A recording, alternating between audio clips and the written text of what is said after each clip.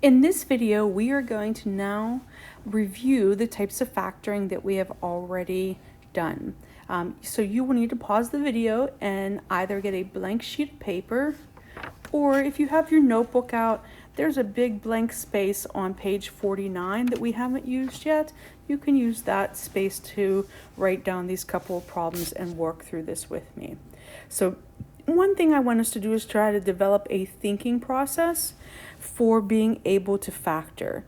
And we're going to kind of approach this like as if it were a flow chart. So the first thing I want us to think about is that when we're looking at a polynomial, it doesn't matter how many terms there are. The first thing that we're going to look for always is, does it have a greatest common factor?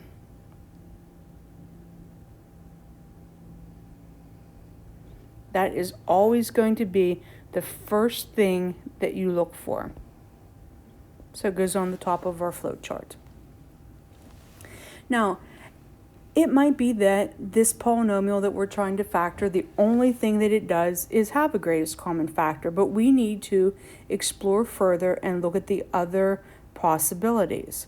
So what you're going to look at next is you're going to ask yourself, well, how many terms are there in this polynomial?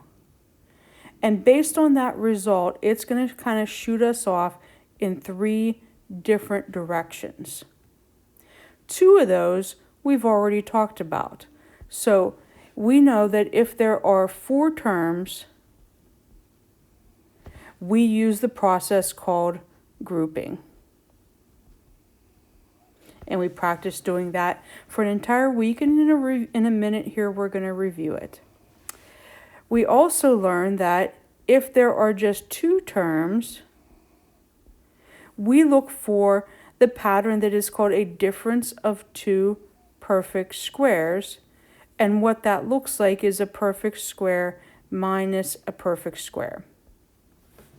Now, of our 3 branches here, we have only talked about 2 terms and 4 terms. We will next week start to talk about what do we do, what patterns do we look for when we have 3 terms. So we'll be adding more to this flow chart as we go. Okay, so now we're going to look at 3 practice problems here just to make sure we know how to look at different problems and work through this flow chart. Okay, so the first one I want you to write down is that I want us to factor 2x squared plus 18. So in our mind, the first thing that we're looking for is we're looking to see, does it have a GCF? And so if we look at 2 and 18, then we should be able to determine that the GCF here is 2. And that means I'm going to factor out a 2 out of both of these terms. And I always remember that that greatest common factor must go on the outside. I can't just drop it out of my problem. And so I'm going to end up with an x squared plus 9. Now, this may very well be my answer, but I need to check further. So I go over here to my flow chart, and I say, okay, well, I just did the greatest common factor. I look at the number of terms, and if I look inside the parenthesis here, there are 2 terms. And so the pattern that I'm looking for 2 terms is a difference of 2 perfect squares, which means it must be a perfect square, a minus sign, and a perfect square for me to factor it any further. And so when I go to look at my problem over here, I do see that x squared is a perfect square, and that 9 is a perfect square, but I would need for this to be a minus sign, for be a difference in here, for me to be able to make it positive 3 and negative 3 when I factor. So for this particular problem, this only had a greatest common factor as the type of factoring. It looked really close to our difference of 2 perfect squares, but it didn't have a difference. It has a plus in there. So that's where I would stop with this problem. I wouldn't force it to go any further at all. So let's look at another one.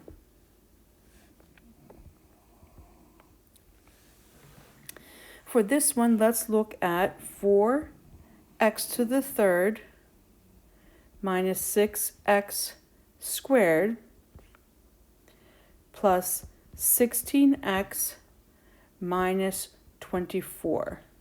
So go ahead and take a moment and write that down.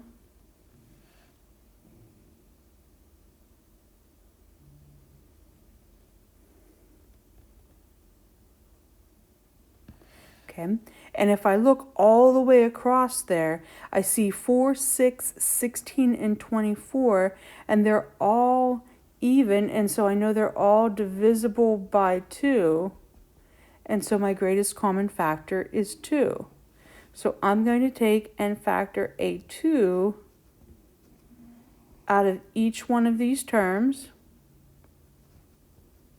and that will leave me with 2x to the third minus 3x squared plus 8x minus 12. Now, I then have to look at, thinking about my factoring, and if I look at here, I've already done my greatest common factor. Then I ask myself, well, how many terms do I have? Inside the parenthesis here, I have 1, 2, 3, 4 terms. So 4 terms tells me I'm going to try grouping. Now, when I try grouping, what I'm going to do for myself is I'm going to take and drop that 2 down here so that I can remember to make sure that it is part of my answer, okay? And then I'm looking at only what is inside the parentheses. So I'm not looking at the greatest common factor anymore, just what is left inside of the parenthesis.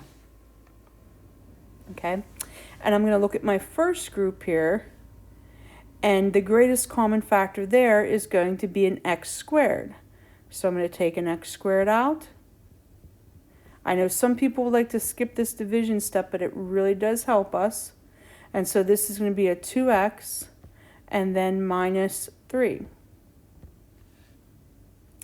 And then I'm going to come over here to this next step, and I'm looking at 8 and 12, and my GCF there is going to be a 4. It's going to be a positive 4 because my connector operation there was a plus, so I don't need to make it a negative GCF. It's going to be a plus 4, and this is going to be 2x minus 3. And so then when I go to write my final answer here, I know that I had that 2 already out in front. And then this parenthesis and this parenthesis match. And then my other parenthesis I pull together from the greatest common factor here and here. And then I believe that this is my answer, but I need to look further and see if it can factor any further.